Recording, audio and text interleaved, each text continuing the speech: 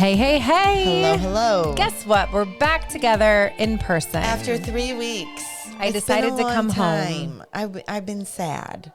I was not sad. I haven't been sad. Neither one of us has been sad. It's been fine. Danna's been mean to me. She says I smell, I stink. Well, yeah. I'm just a working woman. I just feel like so I'm not so much with you today, but more Campbell. But you have done this before. If you are going to someone's home for dinner, do you feel, this is a good point of contention, regardless of your occupation, if you're in agriculture, you're a farmer, or maybe you're a banker, if you spill something disgusting all over you, maybe a bodily fluid, maybe food, maybe something, don't you change your clothing before going to someone's home? Or do you feel that the feces and bodily fluids from an animal on your body are appropriate to wear into someone else's home? Okay, so here's how I feel about this. Someone who is not a farmer. We said we'd be here. We talked about dinner, and I said we could probably be there at 6:30, and it's 6:50. I said whenever. No. Okay, wait. Your text came after because we already established the time, and I said we are running You're late. talking earlier, right? And then you said whenever. But I'm just saying, if you're already late, take the 2 extra minutes that it takes. But it wouldn't be 2 minutes. It would. If I got naked, got in my shower, I would not be coming. I'm not even requesting a shower at this point. I am requesting a change of clothes. If I had to take off my clothes, I would not be coming here. Anyways, you should feel honored that I feel comfortable enough to come here as I am myself, because otherwise I would just stay home. Way to spin it. And then you would not have had dinner. Way to spin it. Way to spin it. So I brought you dinner. So technically. And in dirty clothes. Technically. Normally you bring me dinner. Tonight I happen to have chicken taken out. But I had chicken too. Yay. I brought the chicken. I brought the corn salad. I did eat the corn salad, so I will give you that. It was multiple efforts really tonight. Good. And we have a lot of chicken. We do have a lot of chicken. We're eating leftover chicken for the week. Chicken salad, everything. That is. But welcome back. I feel so welcome. Yes, you should. I think she did miss me. But I am not the cleanest, but I'm not the dirtiest. And I'm wearing your blanket, which I informed her that smells woodsy. It's fine because it now needs washed after it's been all over you. It smells like maybe I'm a little mildewy. Well, it's been down here. Right here. I feel like this has been outside for sure. So the kids sometimes will take the blankets and sit on the couch outside. She told me I smelled, so I'm just smelling her blanket, and I expected it to smell like. We're gonna wash the blanket, so it's fine. But either way, the kids will take the blankets outside and sit on the couch by the TV. Which is nice. I don't mind that they do that, but I do think sometimes it makes them smell. So I will give you that. It probably does smell a little Danna's house outside-y. is cleaner than mine. I'm not judging. Oh, my house is not I clean. would not go that far. It's cleaner than my house is right now. Listen, we're coming out of strawberry season. It's been a rough few weeks. Nothing is clean in this house. I can promise you that. Our Roomba, Rhonda, has not been sweeping. Oh, my son has a request, by the way. I meant to tell Bill this. Oh, what is it? So I made him sweep the whole market the other day because he came in and we weren't super busy. He wants a Roomba? He wants a Roomba for the market. That would never work. He said he wants it for the market and we could train it to only do the floor in the middle area. You can set its boundaries, but it would die week 1 because it'd have to work so hard. No, it would go on charge every night, and every night we could set it just like ours at home. We set it to automatic. So ours gets a workout and she's not working because I think she's tired. Well, you have to empty it. We do. Right? We've done all the things. We're struggling. This is our third one. We have it set for 2 a.m. every night. It runs. Wait, it runs at night? Yeah, because we're sleeping, so it we doesn't would bother hear us. Ours docks in our room. Oh, so ours docks here in the living room. So, but that is the problem because our house is technically a split level house. So it only cleans the one level. So I still have to sweep upstairs and down. Am I loud to you? I'm sorry. No, I'm hearing a lot of background. Oh yeah, the kids. So I have to sweep upstairs and downstairs still, but it does do the main floor, which is I feel probably the dirtiest. Because the dogs come in and out on there. But so we have it run at 2 a.m. every night and it docks over there. So Sam thinks that Bill needs to get one for the market. And so it could run at night while no one is there, while no customers are there. And it could dock every night in the same spot. And it would charge every night. And we could, whoever the opener is would come in and dump it and change it out. And I'll tell you why it would make a week is because if it didn't make a week, you would make me go back to return it to Costco, Costco. and I would be the one having to So return we've it every returned darn ours time. twice, you know. Well, so I want to return my Dyson to Costco. We've done that twice. I think that, but it's kind of old, but I do feel that it should, for as much as you pay for these, I feel like it should last more than like 2 years. So this is a lot of controversy because a lot of people get the Shark because it's highly rated. So but Dyson is the brand. Our stick vacuum is a Dyson, but our robot vacuum is a Shark. I don't know. Ours is an iRobot. I like our Shark vacuum. I think that it does a good job, but it doesn't go like in between the chairs in the kitchen. So sometimes at night we'll lift all the chairs up before we go to bed so that it does good. I got a yawn. Well, I was sleeping before this. She because literally, I we was had to so wake tired. her up. We were like, and Bill's like yelling at me.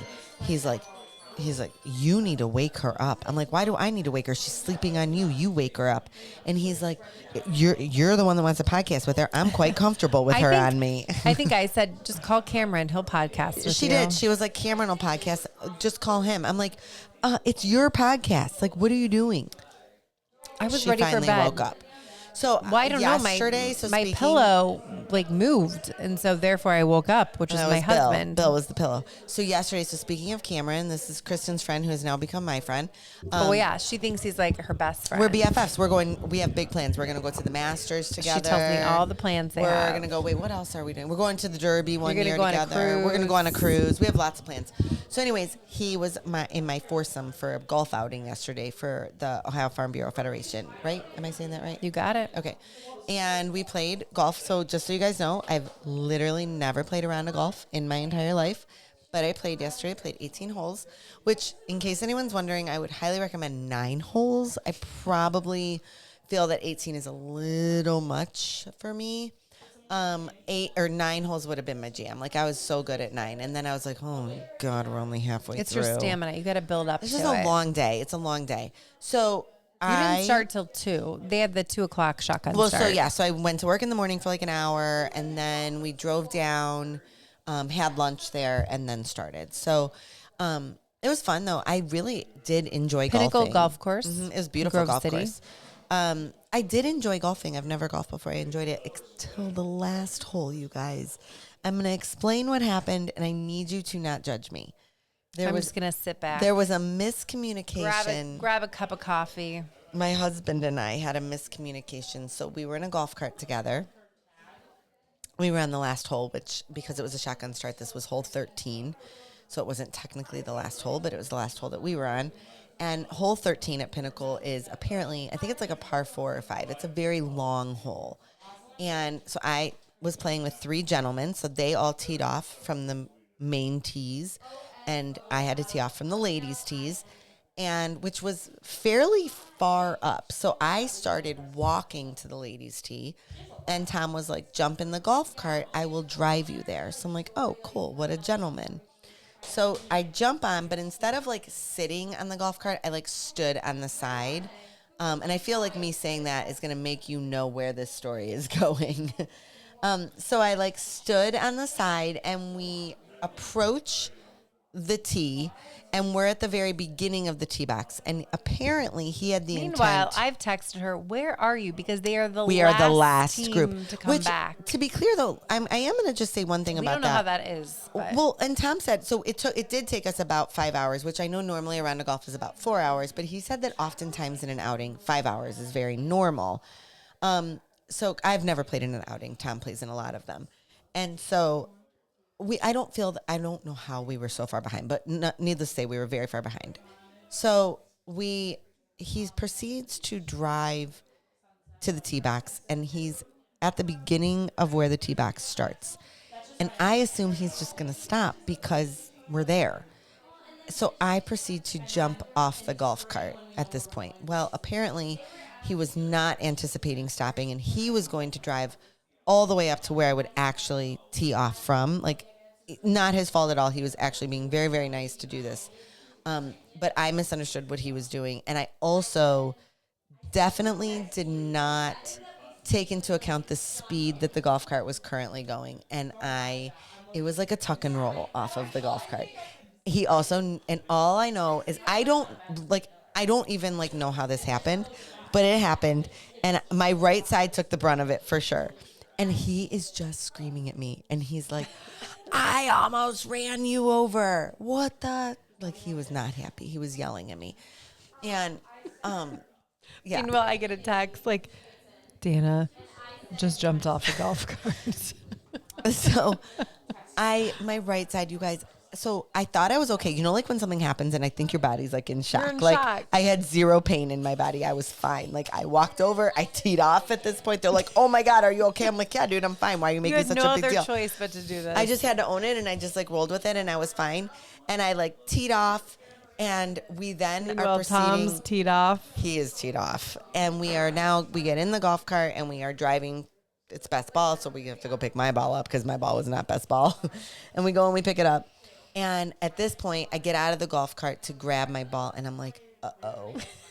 I think I'm in pain. And he's like, are you okay? I'm like, mm-hmm. And you know, like when you're like, this would be an I'm going to cry moment. Like tears were welling, and I was like, don't do it. She's bleeding. Literally, if you're watching, you could see, but like, I have like road rash. It doesn't even look bad on there, but it doesn't look great. Like I have road rash. I have a huge bruise on my inside of my left arm.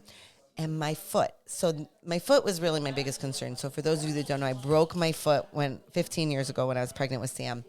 And to this day, it like still sometimes bothers me if I like hit it funny. Well, I landed in that spot. And I am now, like, I'm realizing that I can't put full weight on my foot. But I'm going to power through this. So I'm fine. I act fine. We get into the car to drive home. Thank God it was the last hole. We get into the car to drive home. Meanwhile, I'm like, seriously, where are you? Like, nobody else. Like, they're the only ones on the course. She's like, where are you? I'm like, we're coming. Like, I'm almost done. Like, it took a minute. She did go to the bathroom, clean up her hands. I did. I got like blood on the golf cart. Like, I was really bleeding. So we didn't even tell the first part is that their golf cart died. Oh, yes. So that's a very important part of the story. I mean, I wasn't on this golf cart, but I feel like. Okay, so first off, Cameron and he was with his boss, Eric.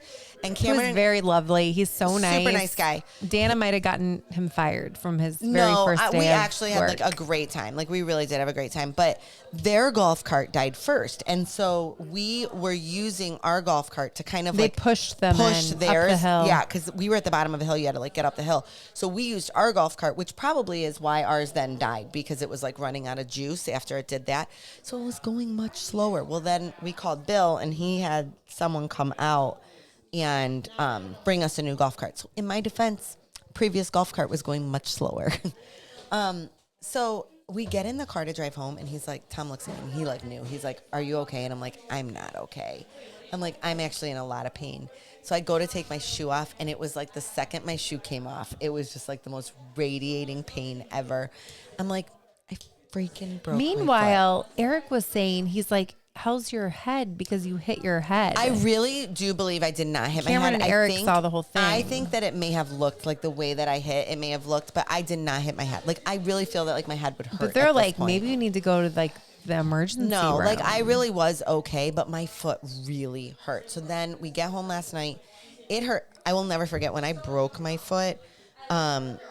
I couldn't lay that night. I'll never forget coming home from the hospital, and I couldn't lay with the covers because even just like the covers on my foot hurt so bad.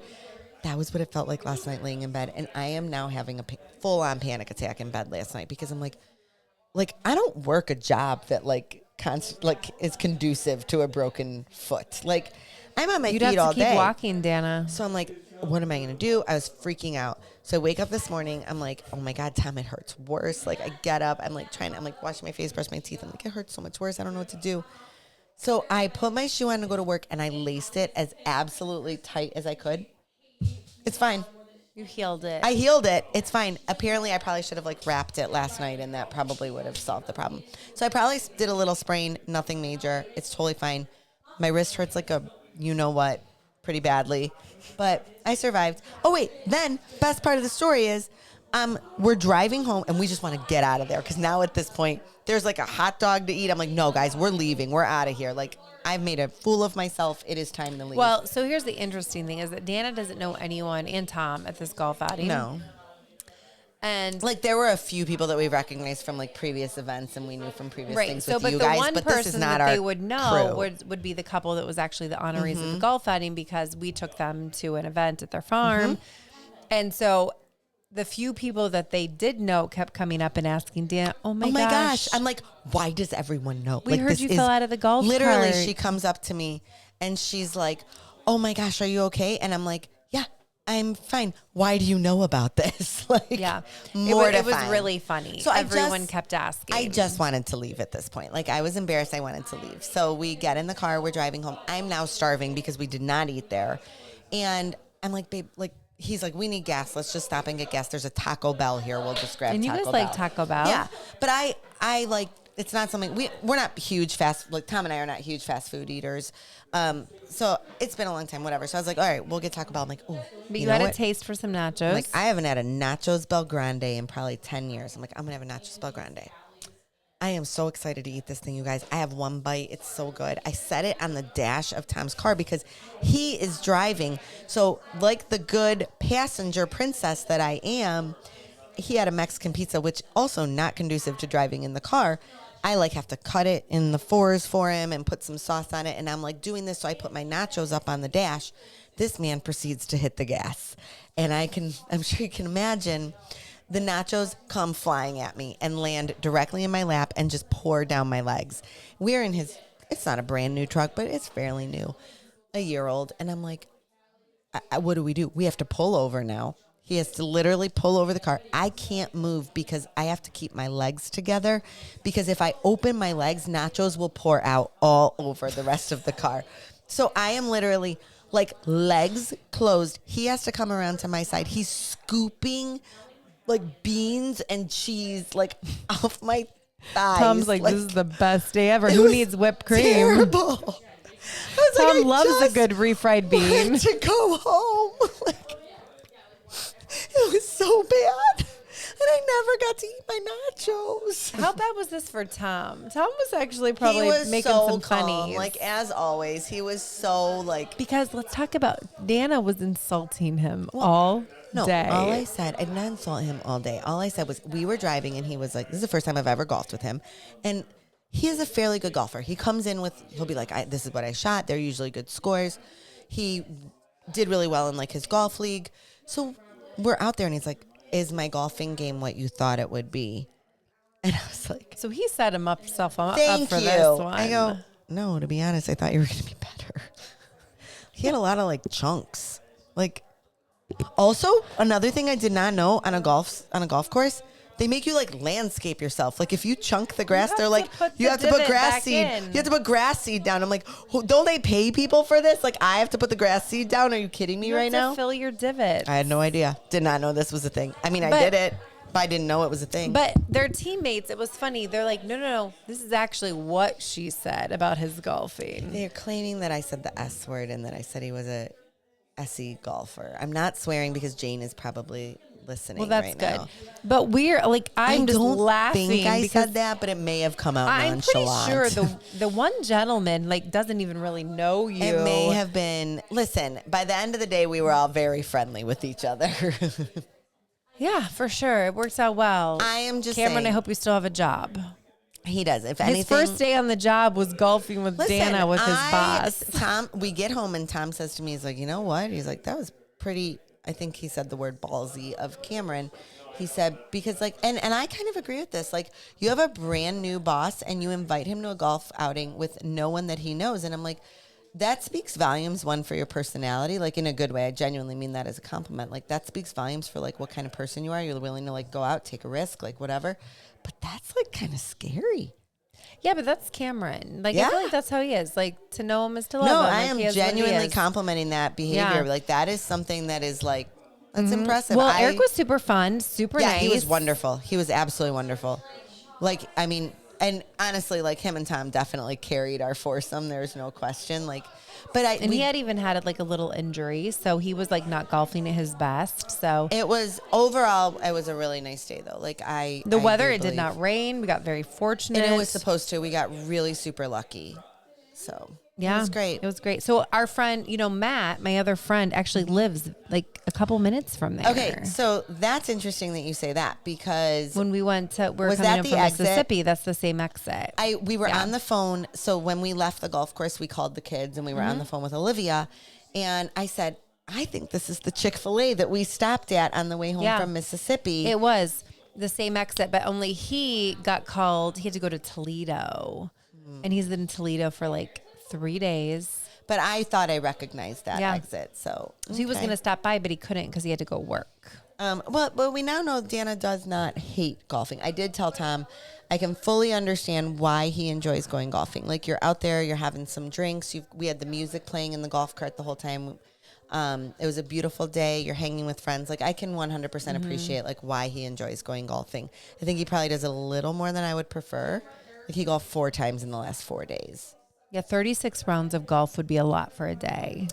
Well, so that's what Or he's doing. 36 double. He's doing that this upcoming weekend. He's going on a golf trip in somewhere in Pennsylvania, and they will golf 2 rounds a day for like 3 days. And I'm like, that just seems like so much.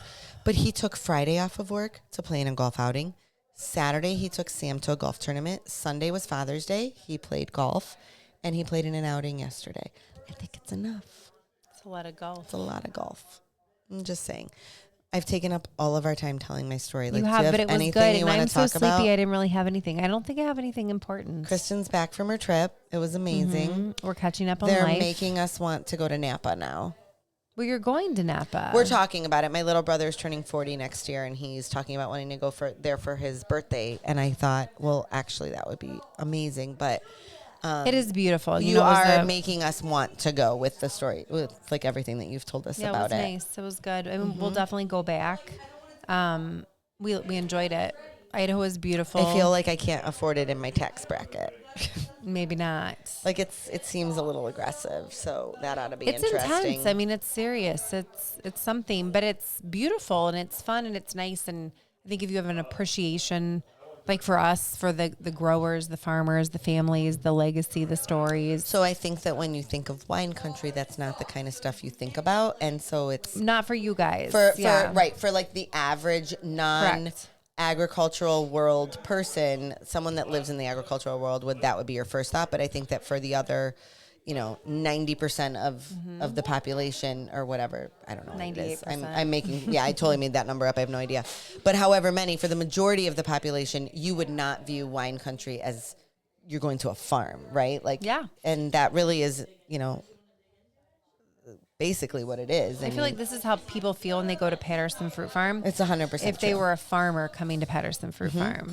Only we don't seem to have like all the luxuries that like these people who own wineries But have. it is interesting. So like today, for example, I do interviews like for people that come, and I interviewed 2 different people today. And one of the first things that I always say when I interview people is, because I don't think people realize, is we are a fully functioning farm. Like, and I think people think that it's just like this cute little market and whatnot. And it's like, no, there's an actual farm. And so it's kind of neat to like realize that other side of things. So we want to go to Napa though, not for the Very agricultural part, just for the wine. Wine is agriculture. I know, but it's like a vegetable. I'm just saying. It's a fruit. Yeah. It's definitely a fruit. Yes. Well, I meant like it was a crop. Until next time, friends, we're mismatched.